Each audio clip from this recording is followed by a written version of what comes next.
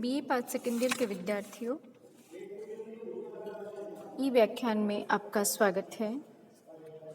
बच्चों, second year के first paper में हम रीतिकालीन काव्य के अंतर्गत आचार्य केशवदास की रामचंद्रिका के पदों की व्याख्या कर रहे थे।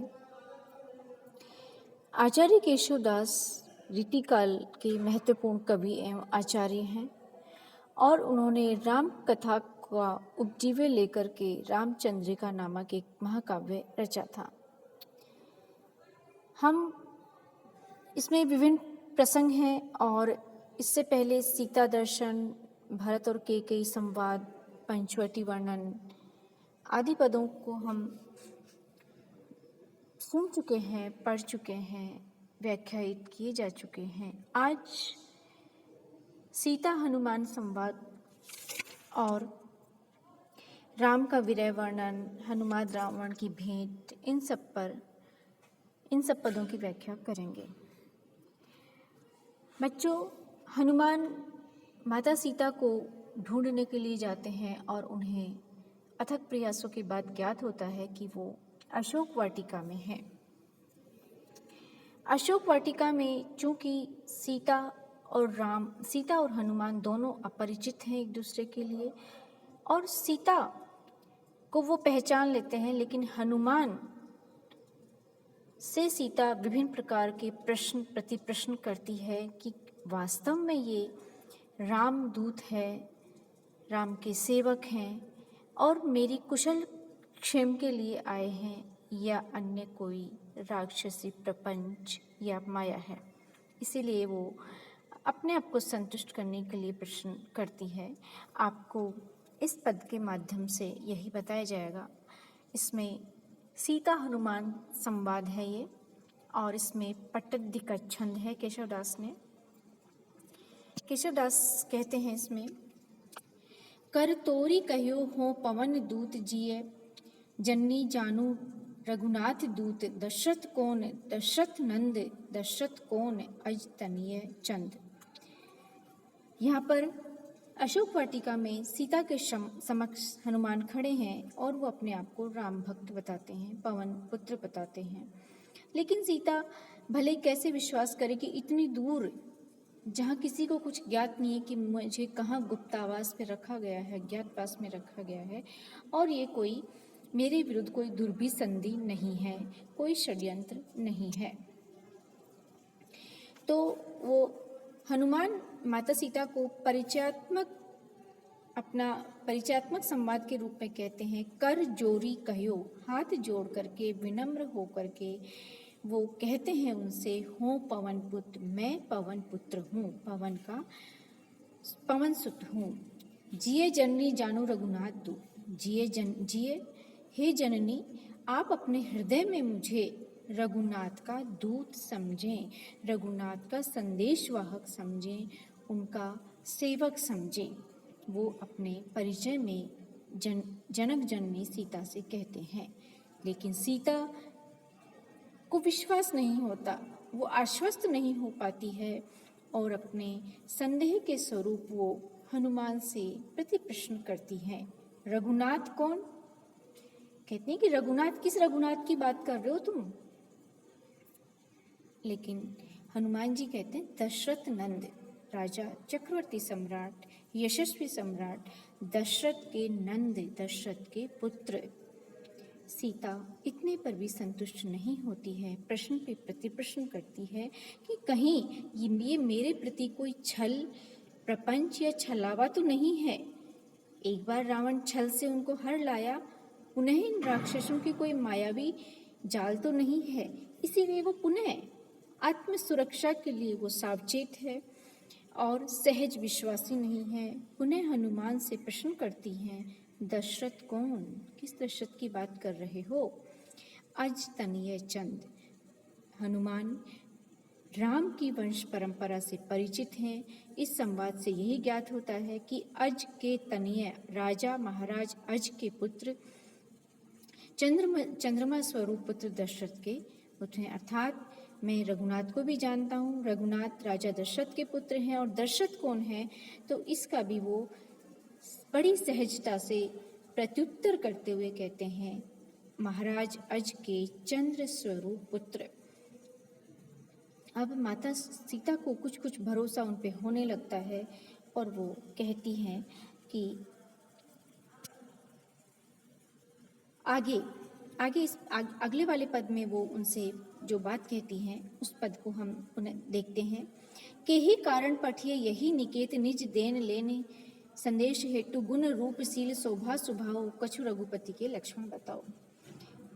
सीता पूर्ण रूप से आश्वस्त होना चाहती है। वो एक बार छली गई है, एक बार उसको प्रवंचना से उसका अपहरण कर लिया गया है, वो अपहृता है, असुरक्षित है, शत्रुओं के बीच में है, इसीलिए पूर्ण चतुराई के साथ, बहुत अधिक सतर्कता के साथ, सजगता के साथ वो हनुमान पर प्रश्न करती है, हनुमान से कि हे पवन पुत्र, हे हनुमान, तुम यहाँ पर किस लिए आए हो? के ही कारण पठिए यही निकेत, इस स्थान पर, इस घर में तुम किस कारण से भेजे गए हो? तनिक मुझे विस्तार से बताओ ताकि मैं, तुम वास्तव में राम के दूत हो, मैं ये बात समझ पाऊं या मेरा हृदय इस बात पर विश्वास कर पाए। हनुमान कहते हैं निज देन लेन संदेश हेतु, कि निज भगवान राम अपना संदेशा आप तक पहुंचाने के लिए और आपका संदेश उन तक पहुंचाने के लिए मैं यहाँ आया हूँ। हनुमान अशोक वाटिका में शत्रु की नगरी में लंका में आने का अपना महत्व उद्देश्य बताते हैं कि मैं आपका संदेश भगवान राम तक और राम का संदेश आप तक पहुंचाने आया हूँ, मेरा यही कार्य है। गुण रूप शील शोभा स्वभाव कुछ रघुपति के लक्ष्मणताओं।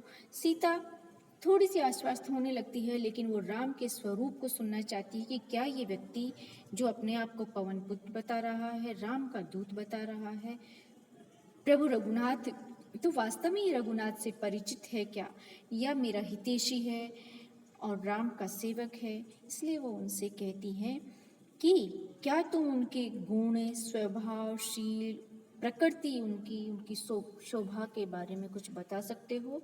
अर्थात वो गुणों में कैसे हैं, कैसा उनका सौंदर्य है, कैसा स्वरूप है, कैसी उनकी प्रकृति और वो किस प्रकार की छवि है। तनिक के हनुमान मुझे विस्तार से बताओ, कछु रघुपति के लक्षण बताओ, कि कुछ रघुपति के, श्री राम के लक्षणों का मेरे सामने बखान कर सको, ताकि मैं तुम्हारी बात की सत्यता और असत्यता को परख सकूं, जान सकूं कि तुम वास्तव में राम के ही दूत हो या अन्य कोई छल छलावा हो। प्रस्तुत प्रसंग जो है सीता और हनुमान का, इसमें प्रश्न प्रति प्रश्न की शैली में अर्थात संवाद शैली में इसको प्रस्तुत किया गया है और प्रश्न के बाद उत्तर और पुनः प्रश्न के माध्यम से हनुमान और सीता के परिचयात्मक या प्रथम दर्शन का वर्णन इस प्रसंग में किया गया है। अति साधारण ढंग से इसको प्रस्तुत केशवदास के लिए किया, केशवदास ने इसको प्रस्तुत किया है। भाषा इसकी ब्रज है और अत्यंत ही सरल है, लेकिन केशवदास संवादों में भी कविता रचने में सिद्धहस्त हैं।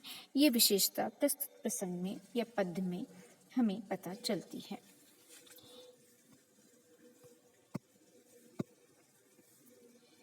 अगला पद है राम विरह वर्णन का। प्रभु राम सीता से पृथक होकर के किस भांति वो भी पीड़ित हैं, सीता के विरह से उनका हृदय विदीर्ण हो रहा है, उसका यहाँ पर हरि गीति का छंद में केशवदास ने वर्णन किया है। हनुमान राम के समक्ष सीता के समक्ष हनुमान राम के विरहपूर्ण दशा का, उनके शोक का वर्णन करते हैं। कछु जननी दे प्रतीति जासो रामचंद्र ही आवै, शुभ शीस की मणि दे यह कही सुयस तब जग गावई, सब काल हे हो अमर अरु तुम समर जयपद पाइयो, सुत आज ते रघुनाथ के तुम परम भक्त कहाइयो। पिछले पद में हमने विद्यार्थियों पढ़ा कि सीता आश्वस्त हो जाती है हनुमान से वो बात करके संवादात्मक शैली में कि वास्तव में राम के ही दूत हैं, और हनुमान सीता का संदेश, राम का विरह वर्णन उनके समक्ष करते हैं, राम की दशा कैसी है, और अब वो कहते हैं कि मैं अब वापस लौट करके जाऊंगा तो प्रभु राम को क्या मैं आपके लिए कहूँ, और प्रभु राम भी मुझ पर भरोसा कर सके, ऐसा कोई चिन्ह, कोई प्रतीक आप मुझे दीजिए, ताकि प्रभु राम शीघ्रता से मुझ पर भरोसा कर ले। कछु जननी दे प्रतीति, कछु कुछ हे जननी, हे माते, आप ऐसा कुछ दीजिए, प्रतीति विश्वास, भरोसा, जिससे प्रभु राम को मुझ पर भरोसा हो जाए कि मैं आपसे भेंट करके आया हूँ, आपके कुशल समाचार लेकर आया हूँ, आप किस स्थान पर स्थित हैं अपरत होकर के ये मैं पता लगा चुका हूँ। तो प्रमाण स्वरूप आप मुझे कोई चिन्ह प्रदान कीजिए। शुभ शीश की मणि दे। सीता इतना सुनते ही अपनी शुभ सौभाग्य में शीश से मणि निकाल करके उनको देती है और आशीष वचन कहती हुई हनुमान के प्रति आशीष वचन कहती है कि सुयश तब जब गावई, तुम्हारा हे रघुनाथ की दूत, हे हनुमान, तुम इतना पुनीत कार्य कर रहे हो, तुमने मेरे हृदय को या मेरे आत्मा को इतनी शीतलता प्रदान की है, इतना विश्वास दिलाया है कि अब मैं राम से मिलन को आश्वस्त हो गई हूँ। तो इसीलिए वो हृदय से उनको आशीष देती हुई कहती हैं कि तुम्हारे ख्याति को समस्त संसार गान करेगा, तुमने इतना बड़ा पुनीत और महत् कार्य संपन्न किया है। हे भक्त, हे हनुमान, हे पुत्र, सब काल हे हो अमर, कि तुम सब कालों में अमर होगे, मृत्यु तुम्हारे पास तक नहीं आएगी और तुम समर युद्ध क्षेत्र में सदैव विजय का स्थान पाओगे, सदैव तुम्हारी विजय होगी, कभी भी तुम्हें पराजय का मुख नहीं देखना पड़ेगा। सीता ऐसा वचन, ऐसे आशीष हनुमान के प्रति व्यक्त करती है। सुत आज ते रघुनाथ के तुम परम भक्त कहायो। सुत, हे पुत्र, तुम आज से हनुमान के परम विशिष्ट भक्त कहलाओगे। भक्त तो उनके बहुत हैं, लेकिन उन समस्त भक्तों में तुम्हारा एक बहुत महत्वपूर्ण विशेष स्थान होगा। ऐसा सीता उनको कल्याणकारी मंगल वचनों के रूप में, आशीष वचनों के रूप में हनुमान से कहती है कि तुम सदैव, तुम्हारी ख्याति इस संसार में सर्वत्र व्याप्त होगी, तुम अमर होगे, तुम्हें कभी पराजय का सामना नहीं करना पड़ेगा, और सबसे बड़ा रघुनाथ की तुम्हें सदैव भक्ति प्राप्त होगी, ऐसा वो उनको कहती हैं। रघुनाथ सीता से इतना सुन करके वो कृतकृत्य हो जाते हैं, गदगद हो जाते हैं और शीश नवा करके वहाँ से प्रस्थान करते हैं और वहाँ से वो रावण के दरबार में पहुँचते हैं। रावण के दरबार में हनुमान वाटिका, अशोक वाटिका का प्रसंग आपको पता है कि किस भांति वो वृक्षों को उखाड़ते हैं और किस भांति मेघनाथ के द्वारा उनको बांध करके ले जाया जाता है, रावण के दरबार में प्रस्तुत किया जाता है। रावण के दरबार में जाने के पश्चात हनुमान क्या रावण के समक्ष कहते हैं और रावण उनसे क्या बात कहता है, ये सारा प्रसंग भी संवादात्मक शैली में केशवदास ने प्रस्तुत किया है। तो मैं आपके समक्ष पद का पाठ करती हूँ, ध्यानपूर्वक सुनिए।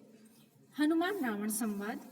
रे कपि कोन तू अच्छो घातक दूत बलि रघुनंदन जू को रघुनंदन रे त्रिशिरा खर दूषण दूषण भूषण भूको सागर कैसे तर्यो जैसे गौपद काज कहा सिय चोरही देखियो कैसे बंधायो जो सुंदरी तेरी द्रग सोवत पातक लेख्यो।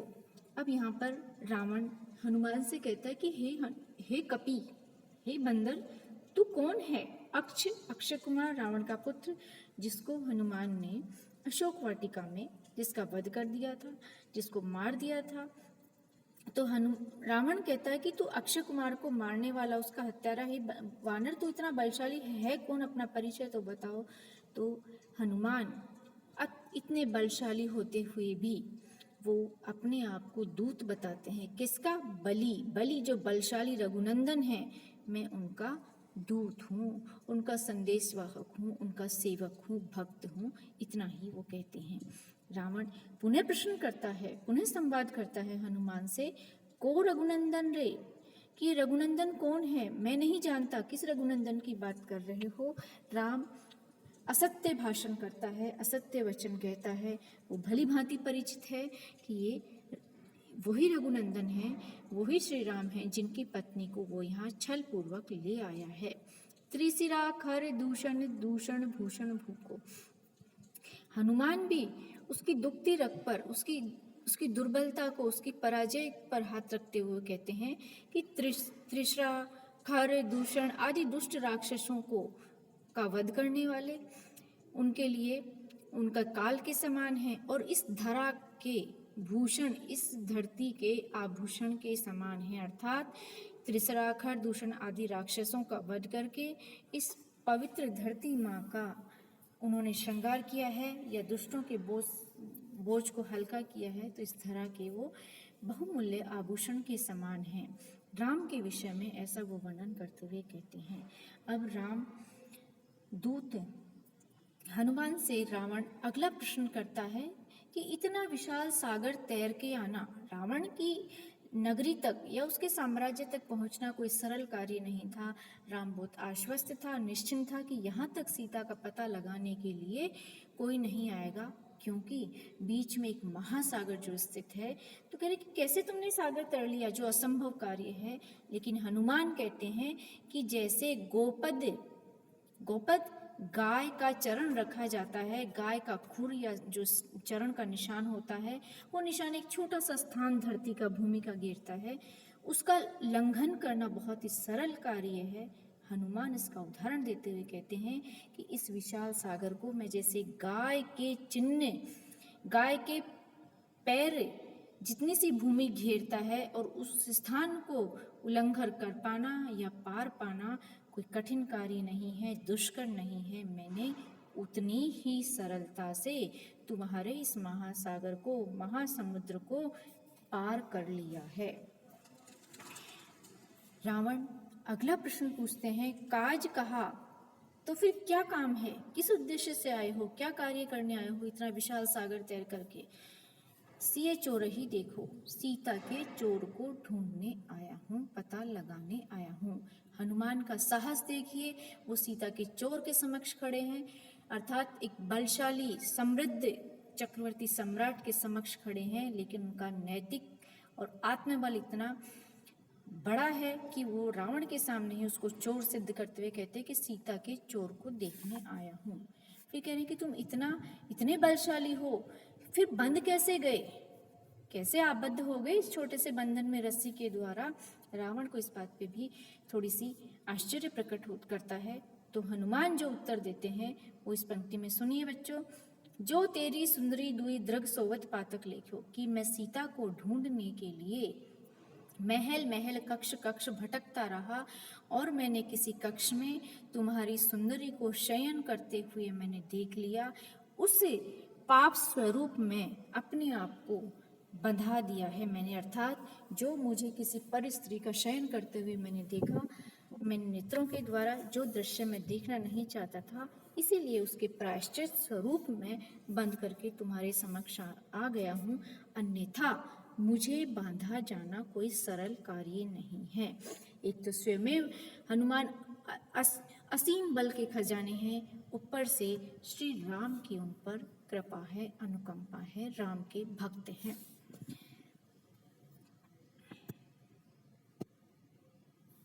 अगला पद और है विद्यार्थियों, इस पद को और हम व्याख्यायित कर लेते हैं, जिसमें है विभीषण शरणागमन।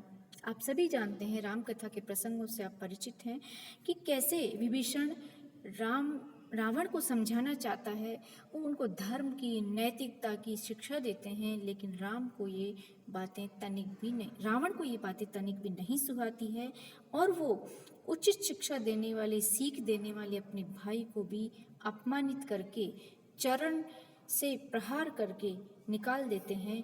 तो और वही जो विभीषण हैं राम की शरण में आ जाते हैं, उसका यहाँ पर वर्णन किया गया है इस पद में। मैं पद का पाठ करती हूँ, ध्यानपूर्वक सुनिए। दीन दयालु कहावत केशव हो अति दीन दशा गयो गाड़ो, रावण के अघोघ समुद्र में बूढ़त होकर ही गही काड़ो। जो गज की प्रहलाद की कीर्ति त्यों ही विभीषण को यश बाड़ो, आरत बंधु पुकार सुनो किन आरत हो तो पुकारत ठाड़ो। अब यहाँ पर विभीषण प्रभु राम की शरण में आ जाते हैं, वो लंका को छोड़ करके, राजसी वैभव छोड़ करके, तो कहते हैं राम के समक्ष कि दीन दयाल कहा, हे केशव, हे प्रभु राम, आप दीनों पर दया करने वाले हैं, आप हृदय से, ये आपका विशेषण है, संसार आपको दीन दयाल के नाम से जानता है। हूँ अति दीन दशा गयो गाड़ो, तो मैं तो बहुत बुरी दयनीय दशा में फंसा हुआ हूँ। अर्थात हे प्रभु, आपका विशेषण है दीन दयाल, आप दीन दयाल के नाम से भक्त जनों में, इस सृष्टि में, इस संसार में ख्यात हैं। तो फिर मैं तो अतिशय दीन दशा में पड़ा हुआ हूँ, मेरा बहुत बुरा हाल है। आप मुझे उस दयनीय दशा से, उस बुरी दशा से मुझे निकाल के मेरा उद्धार करो, अपनी शरण में लो। यद्यपि मैं राक्षस कुल का हूँ, आपके शत्रु का भाई हूँ, लेकिन प्रभु मुझ पे विश्वास है कि आप शरणागत वत्सल हैं, आप दीनों पर दया करने वाले हैं। रावण के अगओग समुद्र में बूढ़त होकर ही कही गाड़ू, मैं रावण के पाप रूपी महासमुद्र में डूबा जा रहा हूँ। लेकिन मैं डूबना नहीं चाहता हूँ, तो आप मेरा हाथ पकड़ करके उद्धार कर लीजिए, मुझे उन पापों के बोझ से मुक्त कर दीजिए प्रभु। कैसे विभीषण यहाँ उदाहरण प्रस्तुत करते हैं, जो गज की प्रहलाद की, जैसे आपने गज हाथी की रक्षा की मगर के ग्रह से, जैसे प्रहलाद की अब उसके राक्षस पिता से रक्षा की थी, उसी भांति हे प्रभु इस विभीषण को भी राक्षस राज अधर्म के पालक रावण से रक्षा कीजिए और मेरे यश को, अपने यश को बढ़ाइए, क्योंकि आप भक्तों का उद्धार करेंगे तो आप ही अधिक यशस्वी होंगे, आपका यशगान संसार में और अधिक परिवर्धित होगा। आरत बंधु पुकार सुनो किन, मैं आर्त हूँ, दुखी हूँ, पीड़ित हूँ, मैं आपकी शरण में आना चाहता हूँ, आप मेरा पालन करें, मेरी रक्षा करें। आरत हो पुकार ठाड़ो, मैं बहुत दुखी होकर के, खड़ा होकर के आपके समक्ष हे प्रभु पुकार कर रहा हूँ, आप मेरी पुकार सुनिए और मुझे अपने शरण में लीजिए, अपनी भक्ति का और अपनी शरण का सुरक्षा कवच मुझे प्रदान कीजिए। विभीषण अति विनम्र शब्दों में श्री राम के समक्ष अपनी प्रार्थना प्रस्तुत करते हैं। यहाँ पर केशवदास का भक्त हृदय बहुत ही कोमल स्वरूप में हमें दिखाई पड़ता है। राम की शरणागत वत्सलता, उनका दीन दयाल स्वरूप यहाँ पर चरित्र के रूप में प्रकट किया गया है और गज और प्रहलाद की अंतर कथाओं के उदाहरण प्रस्तुत करके भी इस बात को यहाँ पर और अधिक स्पष्ट किया गया है। धन्यवाद विद्यार्थियों।